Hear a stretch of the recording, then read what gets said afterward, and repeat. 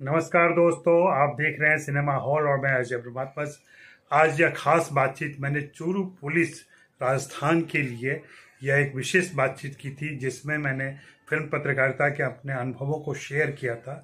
मुझे लगता है कि यह पत्रकारिता के छात्रों के लिए, फिल्म प्रेमियों के लिए और सिनेमा के आम दर्शकों के लिए बहुत ही उपयोगी वीडियो है। आप इसे जरूर देखें। थोड़ा लंबा वीडियो है, लगभग 47 मिनट का। आपको जितना भी टाइम मिले, जब जब समय मिले, इसे देखते रहें और इससे फायदा उठाएं। तो बहुत बहुत मेहरबानी आपका कि आप सिनेमा हॉल देख रहे हैं।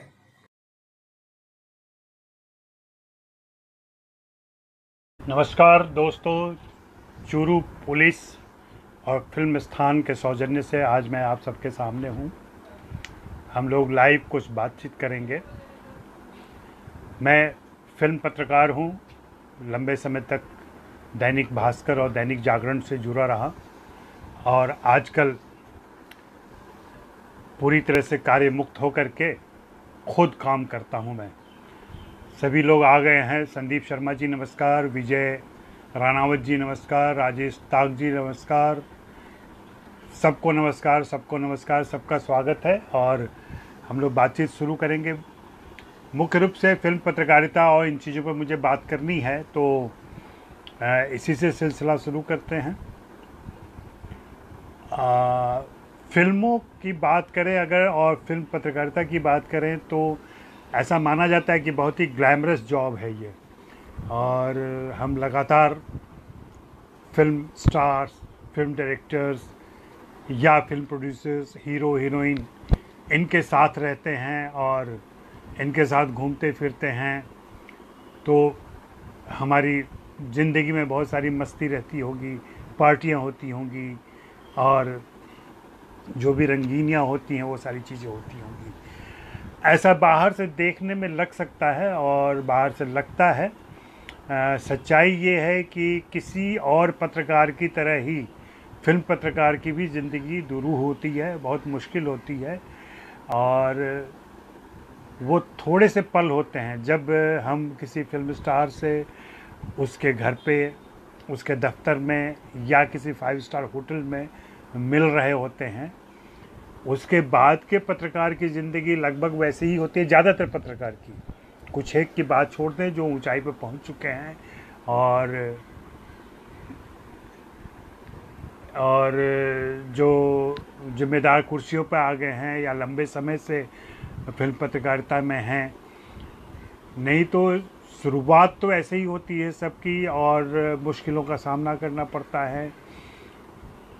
मैं आपको बताऊं, खुद जब मैंने करियर शुरू किया था 25 साल पहले, 30 साल पहले, तो ऐसी स्थिति आती थी कि हम लोग मुंबई की बारिश, आप जानते हैं, मुंबई की बारिश में, मुंबई की उमस में, गर्मी में बसों में बैठकर किसी 5 स्टार होटल के पास जाते थे।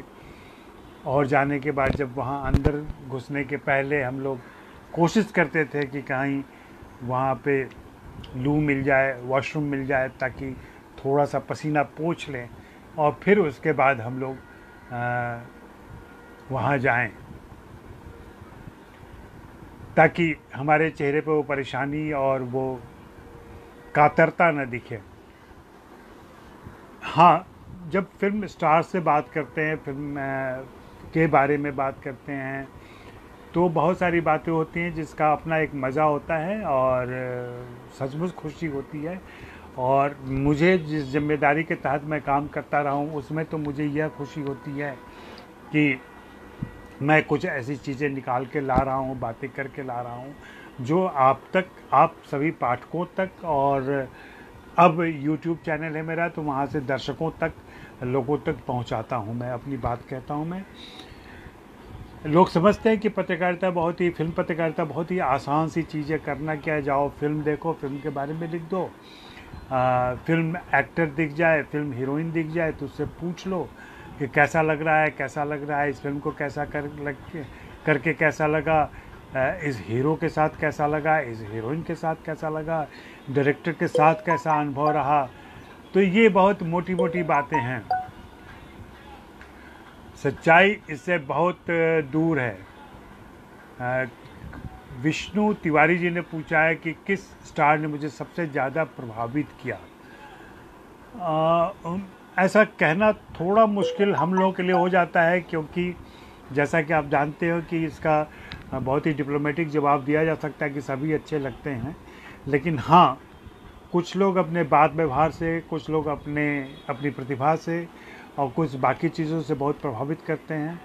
तो मुझे व्यक्तिगत तौर पे जाहिर सी बात है, अमिताभ बच्चन जो सबके प्रिय हैं वो रहे हैं, शाहरुख खान प्रिय हैं, मुझे मनोज बाजपेयी अच्छे लगते रहे हैं, आपके प्रदेश के इरफान खान मेरे बहुत करीबी रहे, उनके साथ मेरा अच्छा साहचर्य रहा, लंबे समय हमारी मुलाकातें रही हैं।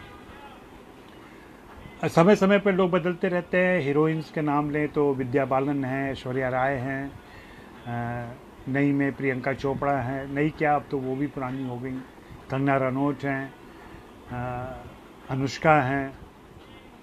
डायरेक्टर में बात करूं तो श्याम बाबू हैं, श्याम बेनेगल जी जिन्होंने इतना लंबा सारा काम किया है। डॉक्टर चंद्र प्रकाश द्विवेदी अगेन फिर आपके राजस्थान के हैं, वे मेरे बहुत प्रिय हैं, उनके साथ मैं लगातार काम करता रहा हूँ। जो थोड़ा बहुत मेरे बारे में जानते हो उनको मैं बता दूँ, या नहीं जानते हो कि चाणक्य जो टीवी शो आ रहा है अभी, उसमें मैंने काम किया था as a media consultant, media coordinator था मैं उनका। तो वहाँ से मेरी जान पहचान डॉक्टर द्विवेदी से। डॉक्टर द्विवेदी भी आपके राजस्थान के हैं और अभी राजस्थान के ही पृथ्वीराज के ऊपर फिल्म बना रहे हैं, तो उनकी फिल्म का हम सभी को इंतज़ार है। तो बात मैं कर रहा था कि कौन सा स्टार अच्छा लगा, तो डायरेक्टर्स में ये सारे लोग अच्छे लगे। अनुराग कश्यप अच्छे लगते हैं। अभी नए डायरेक्टर्स में बात करें तो नीरज घेवन अच्छे लगते हैं। नीरज घेवन की अभी कोई दूसरी फिल्म नहीं आई है, मसान के बाद जल्दी ही आएगी। और भी बहुत सारे डायरेक्टर हैं। राइटर में आपके यहाँ के राइटर हैं राम कुमार सिंह, जो मुझे बहुत प्रिय हैं और जयपुर के रहने वाले हैं वो, और उनकी वजह से मैं कई बार जयपुर गया हूँ, मैं उनसे मिलने गया हूँ मैं, और जब भी जाता हूँ उनके घर पर ठहरता हूँ मैं, उनके घर का खाना खाता हूँ मैं, और मेरे बहुत ही प्रिय हैं वे। और उन लोगों के साथ जयपुर में मेरा बहुत आना जाना रहा है। वहाँ आपके पत्रकार हैं ईश मधु तलवार जी सीनियर, वहीं आपके फिल्म मेकर हैं गजेंद्र श्रोत्रिय जी, उनसे मेरा मिलना जुलना है। दुष्यंत आपके यहाँ के राइटर गीतकार हैं, उनसे काफ़ी मिलना जुलना है। ईरा हैं, उनकी पत्नी ईरा टाक, जो खुद में बहुत ही महत्वपूर्ण लेखिका हैं। अनीता शर्मा पूछ रहे हैं कि यादगार साक्षात्कार के बारे में कुछ रोचक बताइए। अब ऐसे तो बहुत सारी चीज़ें हैं, लेकिन एक मैं बहुत ही रोचक बात बताऊंगा जो फिल्मी होते हुए भी थोड़ा सा गैर फिल्मी है, इसलिए कि आप सभी जानते हैं अमिताभ बच्चन के पिता हरिवंश राय बच्चन बहुत ही बड़े साहित्यकार रहे हैं, बहुत पॉपुलर साहित्यकार रहे हैं। मधुशाला और उनकी आत्मकथाएं बहुत पॉपुलर रही हैं। तो मेरी इच्छा एक बार हुई कि अमिताभ बच्चन से मैं उनके पिता के बारे में बातें करूं। अमूमन हम लोग जब मिलते हैं किसी भी एक्टर से, स्टार से, तो उनकी फिल्मों की बातें करते हैं, लेकिन मेरी तबीयत हुई तो मैंने उनको संदेश भेजा, और संदेश भेजने के बाद मैं इंतज़ार करता रहा और उन्होंने समय दिया। और आपको बताऊं, इतने सुखद आश्चर्य था मेरे लिए कि उन्होंने अपने दफ्तर में नहीं बुलाया मुझे, अभी जहाँ रहते हैं जलसा में वहाँ भी नहीं बुलाया मुझे, उन्होंने मुझे अपने पुराने निवास प्रतीक्षा में बुलाया। आप सभी जानते होंगे कि प्रतीक्षा उनके निवास का नाम है, जो जुहू में स्थित है। तो मैं उनके प्रतीक्षा बंगले में गया। प्रतीक्षा बंगले में हमारी बातचीत हुई, काफ़ी लंबी बातचीत रही, इतनी लंबी बातचीत रही कि मुझे लगता है कि लगभग 1.5-पौने 2 घंटे की बातचीत रही होगी। और सिर्फ बातचीत ही नहीं हुई, जब हम ऐसे निजी मुलाकातों में जाते हैं और कोई इवेंट नहीं रहता है, तो उन मुलाकातों के समय अवधि नहीं देखी जाती। बातें होती रहती हैं जब तक बातें रोचक हो सकें, एक दूसरे को हम लोग कुछ सुना और बता सकें, तब तक बातें होती हैं। उस दिन अमिताभ बच्चन को मैंने देखा पुत्र अमिताभ बच्चन के तौर पर। जी हाँ, ऐसा रेयर होता है। मुझसे भी उम्र में काफ़ी बड़े हैं वो अभी लगभग 78 साल के हो चुके हैं वो। लेकिन जिस तरीके से अपने पिता के बारे में बता रहे थे वो, जिस तरह से उनकी पुरानी चीज़ें दिखा रहे थे, उनका कमरा दिखाया उन्होंने, जिस कमरे में पिताजी का देहावसान हुआ था, वो कमरा वैसे ही रखा हुआ है। अपना प्रतीक्षा बंगला दिखाया, प्रतीक्षा बंगले के बरामदे में बैठ के हमारी बातें हो रही थी, जो उनके अंदर आंगन जैसा है, आंगन के बाहर एक बरामदा है, लॉन है, लॉन के बाहर एक बरामदा है, वहाँ पे हमारी बातें हो रही थी और काफ़ी देर बातें हुई। अगर आप सभी इस बात को पढ़ना चाहते हैं और कलाकार अमिताभ बच्चन के पिता के बारे में जानना चाहते हैं, तो ज़रूर मेरा ब्लॉग है chawannachap.com। chawannachap.com पर जाइए, वहाँ के पॉपुलर इंटरव्यू में उनका वो इंटरव्यू है, 2 इंटरव्यू है, जहाँ पे उन्होंने अपने पिता के बारे में, पिताजी की रचनाओं के बारे में, साहित्यिक रचनाओं के बारे में बातें की हैं। और वो सब देखने का और सुनने का ऐसा अमूमन कम होता है, और मुझे खुशी इस बात की है कि उस इंटरव्यू को पढ़ने के बाद बच्चन जी ने खुद अपने ब्लॉग पे उसको शेयर किया था, उनके दोस्तों ने उसे पढ़ा, उनके प्रशंसकों ने उसे पढ़ा। हुआ यूँ कि जब वो उन्होंने शेयर किया, और जो मुझे मालूम नहीं था कि उन्होंने शेयर कर लिया है, अचानक मैंने देखा कि मेरे ब्लॉग पे काफ़ी ट्रैफिक आ रही है, काफ़ी लोग आ रहे हैं। तो मुझे समझ में नहीं आया कि ऐसा क्यों हो रहा है। फिर मैंने ट्रेस किया, ट्रेस करने में पता चला कि उनका अमिताभ बच्चन का वो इंटरव्यू पढ़ा जा रहा है, बहुत ज़्यादा पढ़ा जा रहा है। और उससे फिर पता चला, और फिर मुझे ये मालूम हुआ कि उन्होंने शेयर किया, उससे बहुत कुछ सीखने समझने का मौका मिला। शोएब मलिक पूछ रहे हैं कि इस लॉकडाउन से मुझे क्या सीखने को मिला। इस लॉकडाउन में, जैसा कि आप सभी के साथ भी हुआ होगा, मेरे साथ भी ऐसा ही रहा है लगभग, लहर की तरह, कभी लहर तेज़ होती है, कभी धीमी होती है, इसमें उतार चढ़ाव होता है। जैसे कह लें कि मुंबई का समुद्र, जुहू चौपाटी की लहरें आती हैं, कुछ कुछ वैसा ही अनुभव रहा। कभी बहुत कह लें आत्मान्वेषण का मौका मिला, खुद के बारे में सोचने समझने का मौका मिला, और कुछ ऐसे काम करने का मौका मिला जो लंबे समय से पेंडिंग पड़ा हुआ था और किसी वजह से मैं कर नहीं पा रहा था उसको। जैसे 1-2 किताबों पर मैंने काम ख़त्म किया, जल्दी ही किताबें आएंगी। कुछ एक पुराने इंटरव्यूज़ को मैंने ठीक किया, उसको सुधारा। और शायद आप लोग जानते हो कि मैं कुछ एक कॉलम लिखता हूँ रेगुलर, लोकमत समाचार में, न्यूज़ लॉन्ड्री में, संडे नवजीवन में, और भी दूसरी जगहों पर फरमाइशी लेख लिखता हूँ मैं। तो उनके लिए लेख लिखता रहा लगातार। लॉकडाउन के बारे में लिखता रहा, लॉकडाउन के बारे में इसके बाद क्या संभावनाएं बनती हैं, इस पर भी लिखता रहा। और मेरी पत्रकारिता थोड़ी सी अलग है फिल्म पत्रकारिता में ही। मैं फिल्म पत्रकारिता में हिस्टोरिकल पर्सपेक्टिव ज़रूर रखता हूँ। मैं एक ऐतिहासिक संदर्भ में चीज़ों को देखने की कोशिश करता हूँ मैं। उसकी वजह से क्या होता है कि मेरे विचार, मेरे तथ्य और मेरा विश्लेषण आम हिंदी पत्रकारों से थोड़ा अलग होता है। अगर आपको मौका मिले तो आप ज़रूर यूट्यूब पर आइए। वहाँ मेरा अपना यूट्यूब चैनल है cinema hall, CINEMAHAUL, cinema hall, cinema का माहौल। तो CINEMAHAUL, सिनेमा हॉल पर आकर के आप मुझे सुन सकते हैं, देख सकते हैं, वहाँ मुझे सब्सक्राइब कर सकते हैं। बाकी चवन्नी चैप है, और सिनेमा हॉल नाम से ही एक वेबसाइट भी है जहाँ मैं कभी कभी लिखता हूँ। बाकी मैं फेसबुक पर एक्टिव हूँ, ट्विटर पर एक्टिव हूँ, इंस्टाग्राम पर कभी कभी जाता हूँ। आप कहीं भी मुझसे मुलाकात कर सकते हैं और मुझे बहुत खुशी होती है।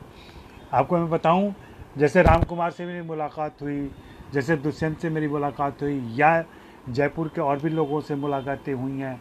राजस्थान के मेरे दोस्त हैं गजेंद्र सिंह भाटी, बहुत अच्छे पत्रकार हैं, आजकल ललन टॉप में काम करते हैं वो। उनसे मेरी काफ़ी अच्छी दोस्ती, यारी, मुलाकातें रही हैं, और इन सभी का मैं बहुत आदर करता हूँ। इनसे सीखने का मौका मिलता है। और ये सारे जवान लोग हैं, बहुत अच्छा काम कर रहे हैं। मैं काउंट करना शुरू करूँ तो मेरे जो एक्टिव दोस्त अभी हैं उनमें से एक अच्छी खासी संख्या राजस्थान के लोगों की होगी। इसलिए आपसे एक आध्यात्मिक रिश्ता हमारा वैसे ही बन जाता है।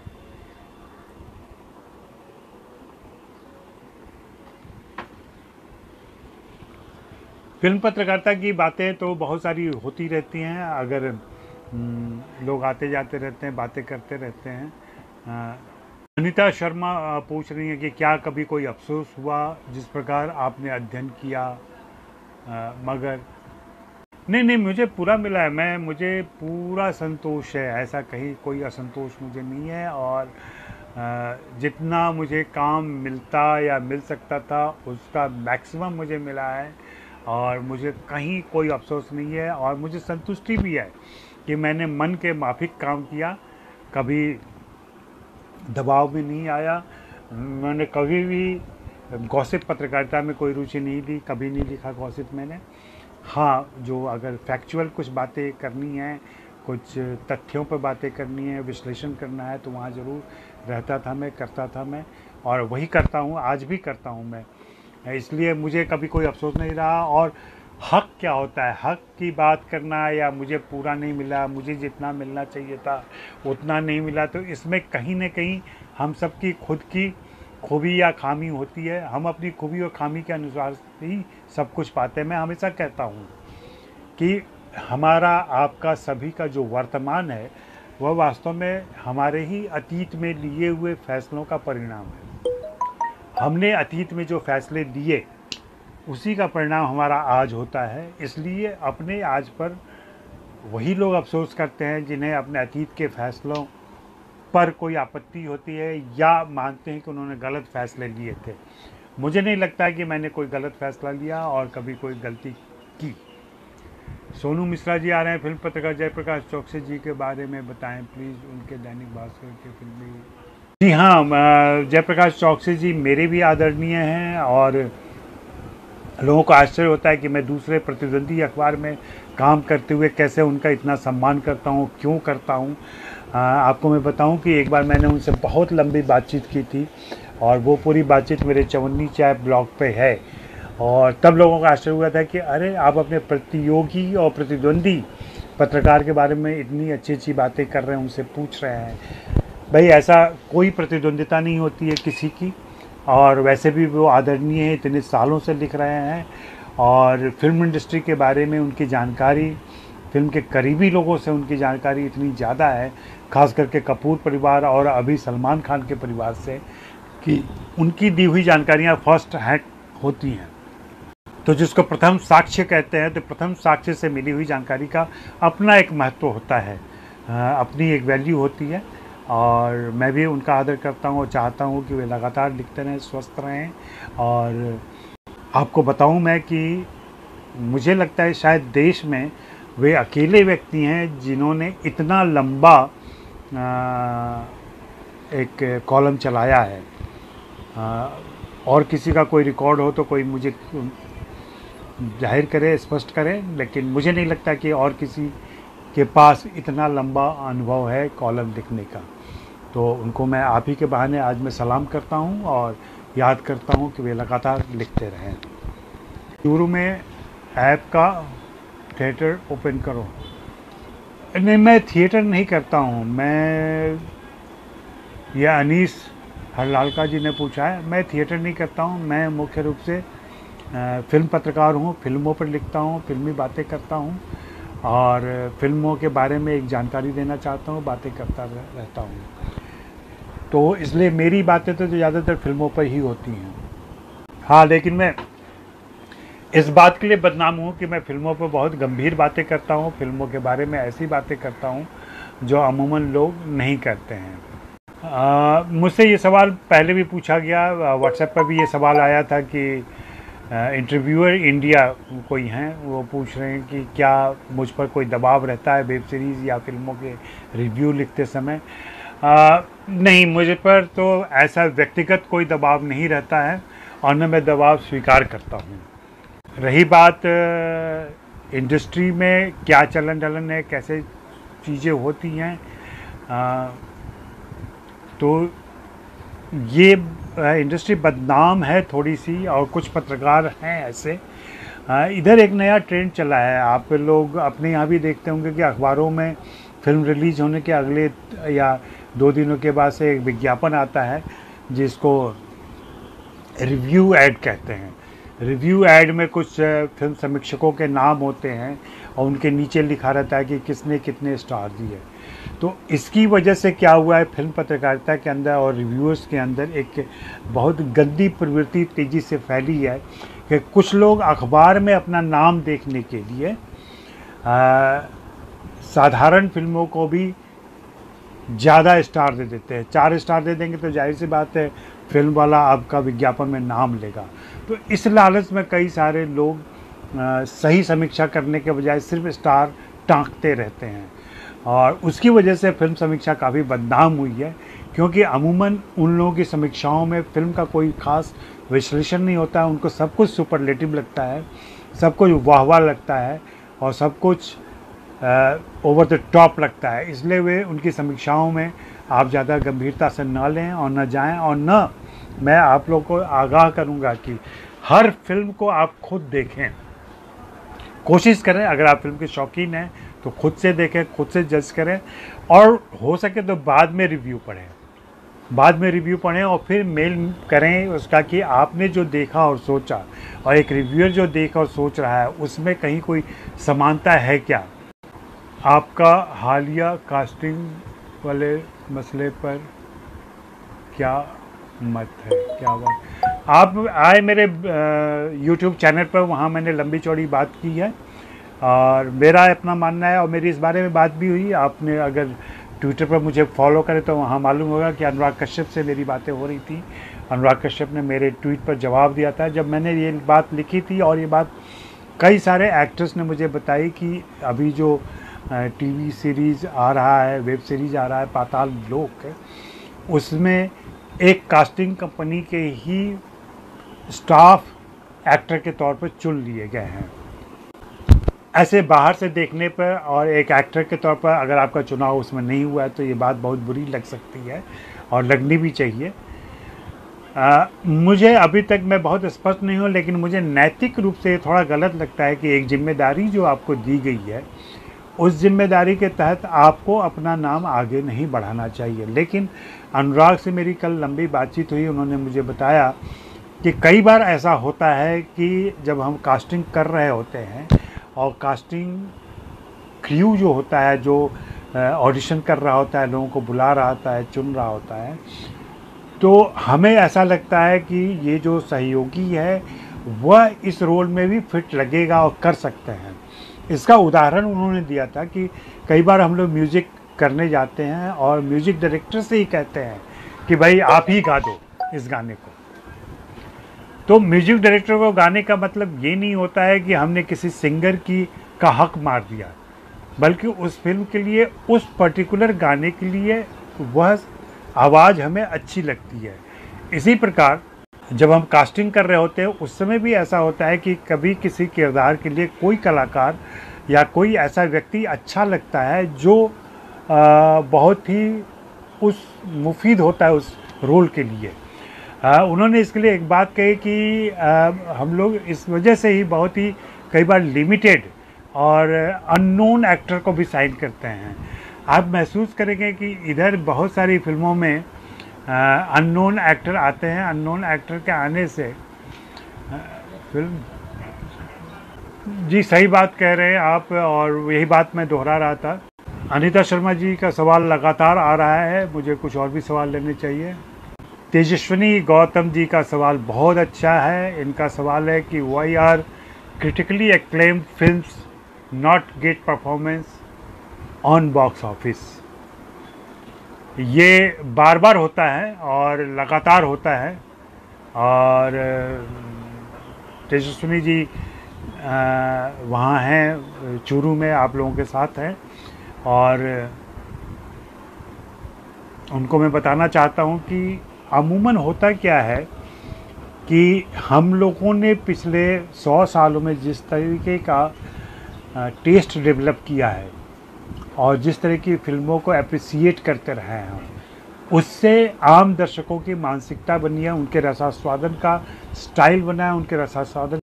तो होता ये है कि जैसा कि विद्या बालन ने डर्टी पिक्चर में कहा था कि सिर्फ एंटरटेनमेंट एंटरटेनमेंट एंटरटेनमेंट, यही चीज़ें ज़रूरी होती हैं। तो अधिकांश दर्शक, आप भी याद करें अपने बचपन को, किशोरावस्था को, तो हमें उन फिल्मों में ज़्यादा मज़ा आता था जिसमें थोड़ी कॉमेडी होती थी, थोड़ा एक्शन होता था, और कई बार धार्मिक फिल्में होती थी, वे सारी अच्छी लगती थी। लेकिन जैसे ही सोशली रेलिवेंट फिल्में होने लगती थी तो हमें लगता था यार ज़िंदगी में ये सब तो होता ही रहता है, ऐसी फिल्में देखने हम क्यों जाएं। यह एक सामान्य धारणा है। लेकिन अगर फिल्म एप्रिसिएशन आप करें, लगातार फिल्में देखें और दुनिया की बेहतरीन फिल्में देखें, अब तो ये मौका आ गया है, आप बटन दबाएं और किसी भी देश की, किसी भी भाषा की फ़िल्म आप देख सकते हैं। और वैसी फिल्में अगर आप देखें फिर आपको अंदाज़ा लगेगा कि बेहतरीन फिल्में क्या होती हैं। और बेहतरीन फिल्मों से सचमुच जो कहते हैं कि काव्य शास्त्र में एक विरेचन शब्द होता है, कैथारसिस। अगर आप अच्छी फिल्म देखेंगे तो आपकी कैथारसिस होती है। आप फिल्म देखने के बाद खुद को सुखी महसूस करते हैं, थोड़ा सा एनलाइटन महसूस करते हैं, थोड़ा सा आप इवॉल्व महसूस करते हैं अच्छी फिल्में देखने के बाद। दूसरा, अगर अच्छी फिल्में देखते हैं तो एक फिल्म देखना लगभग एक किताब पढ़ने के बराबर होता है, और फिल्म देखने से सिर्फ 2.5 से 3 घंटे के अंदर आप किसी भी विषय की अच्छी रोचक जानकारी हासिल कर लेते हैं, जबकि किताब पढ़ने में उससे ज़्यादा वक्त लग सकता है। तो जो तेजस्विनी जी का सवाल था वो यही था कि क्यों ऐसा होता है कि बॉक्स ऑफिस पर जो फिल्में चल जाती हैं वो क्रिटिकली एक्लेम नहीं होती हैं, अगर उसको पलट के कहूँ मैं। लेकिन कई बार ऐसा दोनों का संयोग भी बैठता है। लेकिन ये जोड़ूंगा, यह बिल्कुल ज़रूरी नहीं है कि जो बॉक्स ऑफिस पर सफल फिल्में रही हैं वो बहुत अच्छी फिल्में हों। बॉक्स ऑफिस पर सफल होना बिल्कुल एक अलग बात है, अलग प्रकार है। अब सारे पॉपुलर एक्टर जो हैं उनकी बहुत सारी ऐसी फिल्में हैं जिनको हम दोबारा नहीं देखना चाहते हैं, जब आती हैं तभी देखते हैं और फिर भूल जाते हैं। तो इन फिल्मों की कोई इतिहास में चर्चा नहीं होती है, कोई किसी किताब में चर्चा नहीं होती। होता क्या है कि हर साल लगभग 150 फिल्में रिलीज होती हैं। उन 150 फिल्मों में से 5-10 फिल्में ऐसी होती हैं जो भविष्य में याद की जाती हैं। बहुत सारे लोग मिल जाएंगे, पुराने लोग मिल जाएंगे, ऐसे लोग मिल जाएंगे जो कहेंगे कि 50s में जो फिल्में बनती थी, 60s में जो फिल्में बनती थी, अब वैसी फिल्में नहीं बनती। आप याद करें, मैं आपसे अगर पूछूं कि 55 में, 56 में या 62 में या 65 में किसी एक खास साल का नाम लूँ और पूछूं आपसे कि उस साल की कितनी फिल्में आपको याद हैं, तो आप, मैं पूरे दावे के साथ कह सकता हूँ 5 फिल्मों से ज़्यादा का नाम नहीं बता पाएंगे आप। वो भी ज़रूरी नहीं है कि उसका साल याद हो आपको। तो वही आज भी होता है। आज भी जो 2020 में जो फिल्में आएंगी या आ रही हैं, 2019 में जो फिल्में आई थी उसमें से ऐसी ही 5 फिल्में होंगी जो 2050 में, 2070 में याद की जाएंगी। सुजीत सरकार की फिल्म है गुलाबो सिताबो, वह जल्दी ही OTT प्लेटफॉर्म पे आएगी और इस बात को लेकर के एक हड़कंप मचा हुआ है। खास करके मल्टीप्लेक्स के मालिक परेशान हैं और उन्होंने अपनी नाराज़गी और नाखुशी जाहिर की है। लेकिन अगर आप इस पूरे विवाद को फॉलो कर रहे हो तो आप महसूस करेंगे कि जो रवैया उनका रहा है वो बिल्कुल गलत रहा है। यहाँ तक कि आइनॉक्स ने तो यह प्रेस रिलीज़ किया कि जिनकी फिल्में वहाँ आ रही हैं उनका वे प्रतिकार करेंगे और बदले की भावना से काम करेंगे। अब ये कहाँ का न्याय है या कैसी, कितनी उचित बात है। एक फिल्म अगर नहीं आ पा रही है, रिलीज़ नहीं हो पा रही है, बनकर तैयार है और उसका निर्माता अपने नुकसान को, अपने घाटे को कम करने के लिए चाह रहा है कि उस फिल्म को वो रिलीज़ कर दे किसी और मीडियम में, जहाँ से उसको थोड़े पैसे मिल जाएंगे और दर्शक भी मिल जाएंगे, तो इसमें क्या बुराई है। मतलबी लोग निकले।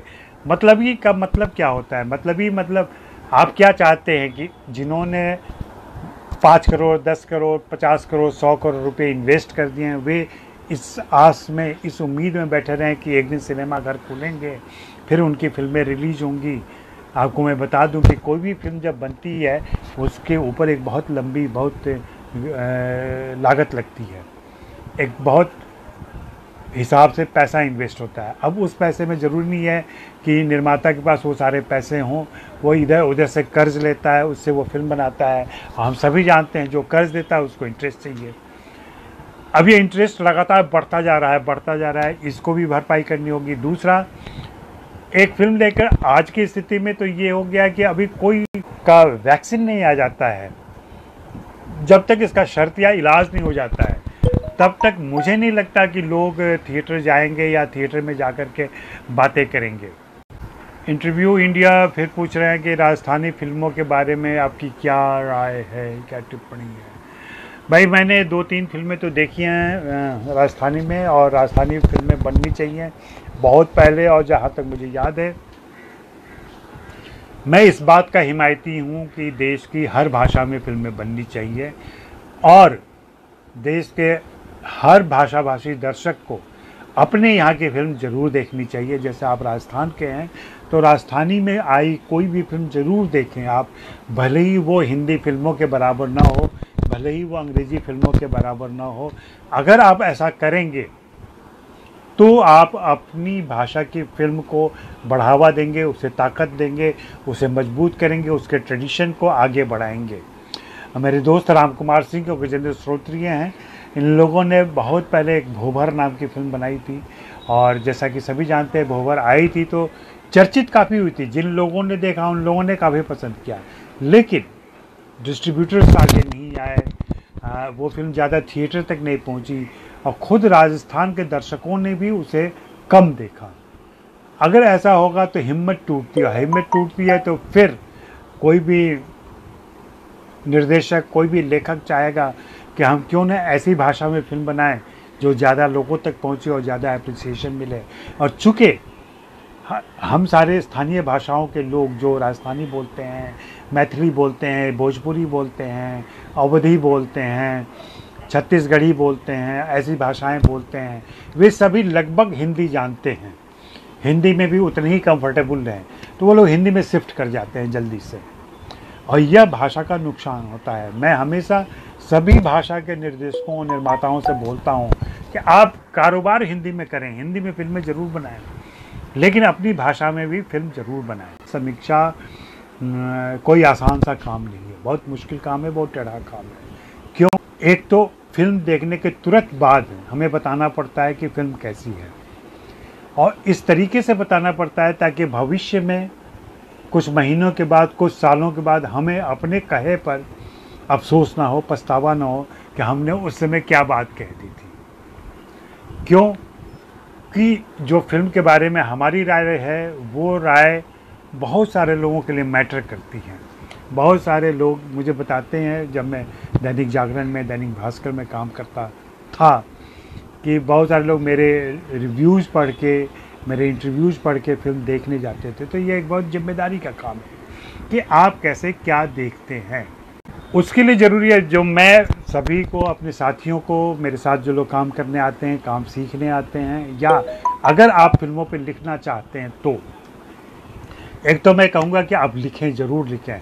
हर व्यक्ति को फिल्म के बारे में अपनी राय रखनी चाहिए, हर व्यक्ति को किताबों के बारे में अपनी राय रखनी चाहिए।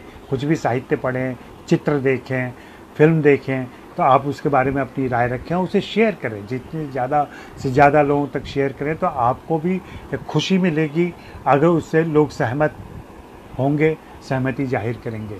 लेकिन फिल्में देखने का संदर्भ विकसित करें। संदर्भ विकसित करने का मतलब ये हुआ कि अगर आप हिंदी फिल्में देख रहे हैं और भारत की फिल्में देख रहे हैं तो भारत के बारे में, भारत के सामाजिक, राजनीतिक, बाकी परिप्रेक्ष्य के बारे में आपको सही जानकारी होनी चाहिए। यह जानकारी जब रहेगी तभी आप ढंग से फिल्म को उस परिप्रेक्ष्य में देख पाएंगे, उस संदर्भ में देख पाएंगे और फिर उसकी व्याख्या कर पाएंगे। मैंने अपने अनुभवों में देखा है कि भारत में जो अंग्रेज़ी के क्रिटिक हैं, जो हिंदी के क्रिटिक हैं, जो दूसरी भाषाओं के क्रिटिक हैं, उन सब के अप्रोच में, उन सब के अप्रिसिएशन में काफ़ी फ़र्क होता है। ऐसा फ़र्क इसलिए होता है कि जो लोग जिन चीज़ों से वाकिफ़ नहीं हैं उनको वो समझ नहीं पाते हैं, उसकी आलोचना करते हैं, और फिर दिक्कत वहीं पैदा होती है कि जब आप सच्चाई की तह में या फिल्म की कहानी की तह में नहीं पहुंच पा रहे हैं तो फिर आप किरदारों को भी नहीं समझ पाएंगे। और ये तो समीक्षा की बात में आती है, पहले लेखन की बात आती है। आप देखें, जो एक शिकायत आ रही थी कि आज की फिल्में ऐसी क्यों होती हैं। नरेश सैनी जी नमस्कार, आपने वेलकम किया, बहुत बहुत शुक्रिया आपका। तो जो इन दिनों जो लेखक हैं, फिल्मों में जो दिक्कत पैदा हो रही है, हिंदी फिल्मों में खास करके पिछले 20 सालों में, जो मेरा एक हाइपोथेसिस भी है और जिसको मैं सत्यापित कर सकता हूँ, वो आप देखें कि पिछले 25 सालों में जो फिल्म मेकर जिनके नाम आप जानते हैं और जो अच्छा काम कर रहे हैं, उनमें से 80% फिल्मकार बाहर से आए हैं, मुंबई से बाहर के आए हैं। और उन सारे लोगों ने फिल्म इंडस्ट्री में अपने संस्कार से, अपनी संस्कृति से, अपने परिवेश से, अपनी कहानियों से बहुत कुछ जोड़ा है। और जो लोग इंडस्ट्री से आए हुए फिल्मकार हैं, उनको आप काउंट करें, उनकी फिल्में देखना शुरू करें, तो उनमें चमक दमक दिखेगी, ग्लैमर दिखेगा, बड़ी फिल्म दिखेगी, बिग टिकट फिल्म होती है, इवेंट फिल्म होती है। लेकिन कंटेंट के नाम पर आप देखें तो वे अपनी ही फिल्मों की नकल होती हैं। पता चलेगा कि वे किसी दूसरी फिल्म से रेफरेंस ले रहे हैं और उसकी बातें कर रहे हैं। इस संदर्भ में एक फिल्म मेकर है सुधीर मिश्रा जी का कथन बहुत अच्छा है कि जो हम लोग आउटसाइडर फिल्म मेकर हैं, वे अपने जीवन का अनुभव लेकर फिल्मों में आते हैं, कहानियाँ चुन लेते हैं या घटनाएं याद करते हैं। हिंदी फिल्म इंडस्ट्री से जो आए हुए टेक्नीशियन हैं, डायरेक्टर हैं, एक्टर हैं, उनके पास ऐसा एक्सपीरियंस नहीं होता है, तो उनके पास फिल्मों का रेफरेंस रहता है। वे फिल्मों से चीज़ें चुराते हैं, फिल्मों से रेफरेंस लेते हैं। ये बहुत बड़ा फ़र्क है, इसको आप देखेंगे तो महसूस करेंगे। ये देखना बहुत ज़रूरी है कि क्यों ऐसा होता है, और उस पर आप गौर करें और फिर वैसी फिल्मों को अप्रिसिएट करना शुरू करें जो बाहर के फिल्म मेकर आके बना रहे हैं और बहुत अच्छा काम कर रहे हैं। उन लोगों की फिल्मों से आपको बहुत ज़्यादा प्रोत्साहन मिलेगा। बीच में कुछ बातें आई जिसमें ये पूछा जा रहा था कि वेब सीरीज़ में जो गाली गलौज आ रहा है या थोड़ी अश्लीलता आ रही है, ये एक लंबा सवाल है और इस पर बातें हो रही हैं, लोग बातें कर भी रहे हैं। और कुछ एक वेब सीरीज़ ने ज़रूर ये छूट ली है जिसमें थोड़ी ज़्यादा गालियाँ आ गई हैं, या अमूमन हम लोग समाज में जैसा नहीं देखते हैं, सुनते हैं, उससे ज़्यादा प्रभाव पैदा करने के लिए वैसा कर दिया जाता है। तो ऐसे कुछ कमज़ोर फिल्म मेकर ये सब चीज़ें करते हैं। बाकी आप जो संजीदा फिल्म मेकर हैं या थोड़े सीरियस हैं अपने जॉब को लेकर के, उन लोगों की फिल्में अगर आप देखें, उन लोगों की वेब सीरीज़ देखें, तो उसमें इस तरह की गलती नहीं रहती है। और रही बात कि गालियों पर पाबंदी लगेगा और या अश्लील दृश्य न रहें, तो इस तरह के किसी भी बात से या इस तरह के किसी भी आग्रह से मैं सहमत नहीं हूँ। मेरा अपना मानना है कि सेल्फ सेंसरशिप रहनी चाहिए। फिल्म मेकर खुद तय करे कि उसे क्या दिखाना है और कितनी बातें करनी है। वो सबसे ज़्यादा जो खुद जिम्मेदार व्यक्ति है वो, और फिल्म बना रहा है भाई, ये ऐसी वैसी बात नहीं है। फिल्म बना रहा है, उसने फिल्म की कहानी लिखी है, फिल्म का एक प्रमाइस तय किया है, क्या उसके पास इतनी जिम्मेदारी नहीं है कि वो समझ सके कि वो क्या उचित या अनुचित परोस रहा है? तो ये उस पर जिम्मेदारी दी जानी चाहिए। सेंसर के घेरे में लाने की कोशिश न किया जाए वेब सीरीज़ को, तो ज़्यादा बेहतर रहेगा। हुआ क्या है कि वेब सीरीज आने के साथ जो मेरा अपना मानना है कि ये लगभग उस बाढ़ की तरह है। जो बाढ़ आई हुई है, तो बाढ़ में बहुत सारी गंदगी आती है, पत्ते आते हैं, डालियाँ आती हैं, टहनियाँ आती हैं, गंदगी आती है, सब कुछ आता है, और उस समय समझ में नहीं आता है, पानी वो स्थिर नहीं होता है, पानी पीने लायक नहीं होता है वो। लेकिन जब वही बाढ़ थम जाए, सब कुछ स्थिर हो जाए, तो वो कई बार उपजाऊ ज़मीन दे जाती है, कई बार लोगों को जीवन दे जाती है। शुरू में वो तबाही करती है थोड़ी सी, वैसे ही तबाही वेब सीरीज़ कर रही है अभी। तो हमें इंतज़ार करना पड़ेगा, थोड़ा वेट करना पड़ेगा और उसको वैसे ही बढ़ने देना पड़ेगा। और जब बढ़ेगा तो बाद में कटाई छटाई तो हम कर ही लेंगे। और दूसरे, दर्शक के तौर पर हमें इतना समझदार होना चाहिए कि हमें क्या देखना है और क्या नहीं देखना है। OTT पर आने से एक फ़ायदा हुआ कि आप अपने घर में चीज़ें देख सकते हैं, लेकिन घर में देखने का मतलब ये नहीं होता है कि हर प्रकार की वेब सीरीज़ आप पूरे परिवार के साथ बैठ कर देखें। जो एडल्ट चीज़ें होती हैं, जो 18 साल से अधिक उम्र की चीज़ें होती हैं, उसको एडल्ट लोग ही देखें तो ज़्यादा बेहतर है। बच्चों की चीज़ें नहीं हैं वो। और उससे ऐसी मांग करना कि ऐसे शोज हैं जो हम बच्चों के साथ नहीं देख सकते, भाई आपको किसने कहा है कि आप बच्चों के साथ देखें? बहुत सारी चीज़ें ज़िंदगी में होती हैं जो बच्चों के साथ नहीं की जाती हैं और उनके सामने नहीं की जाती हैं। तो ये फ़र्क तो आपको करना पड़ेगा और ये खुद तय करना पड़ेगा। और रही बात सेंसरशिप की, तो सेंसर से आप कहाँ सेंसर, आप OTT प्लेटफॉर्म पर सेंसर लगा देंगे, लेकिन इंटरनेट के जरिए जितनी चीज़ें आ रही हैं उन सब पर पाबंदी लगा पाना क्या मुमकिन है, क्या संभव है? बिल्कुल नहीं संभव। इसलिए हमें ये इजाज़त देनी पड़ेगी और ये परमिशन देना पड़ेगा लोगों को कि वे खुद से तय करें, खुद अपनी आचार संहिता तय करें। और ऐसी आचार संहिता है, वेब सीरीज़ की एक कमेटी है, उनका एसोसिएशन है, उन लोगों ने तय किया हुआ है। अब जैसे राष्ट्रद्रोह की बातें वहाँ नहीं हो सकती हैं, राष्ट्रीय झंडे का अपमान नहीं किया जा सकता, राष्ट्रगान का अपमान नहीं हो सकता, ये सब मोटी मोटी बातें हैं। इसके अलावा किसी धार्मिक भावना को चोट नहीं पहुँचाया जा सकता, या ऐसा कुछ भी नहीं दिखाया जा सकता जिससे किसी समुदाय की भावना आहत हो। तो ये सारी हैं चीज़ें। और दूसरा, हमारे पास न्यायालय है, हमारे पास कोर्ट है, हमारे पास दूसरे प्लेटफॉर्म है जहां हम अपनी शिकायतें कर सकते हैं। अगर हमें किसी शोज़ पे कोई आपत्ति है, कहीं कोई परेशानी हो रही है, तो हम जा कर के वहाँ बातें कर सकते हैं और अपनी शिकायत कर सकते हैं, और न्यायालय फैसला लेगा कि इसको चलने देना है या रोक देना है या इस पर कोई पाबंदी लगानी है, अंकुश लगाना है। तो प्लीज़ वेब सीरीज़ पर पाबंदी ना लगाएं। एक पहले बात जो मैं कर रहा था, बात रह गई मल्टीप्लेक्स और OTT प्लेटफॉर्म। तो मेरा अपना मानना है कि आने वाला समय ऐसा होगा कि मैंने लिखा भी था, बात रखी थी कि किस्सों में रह जाएंगे सिनेमाघर। जी हाँ, ऐसा होगा और ये हमारे सामने होगा। जैसे आज लैंडलाइन किस्सों में रह गया है, सर्कस किस्सों में रह गया है।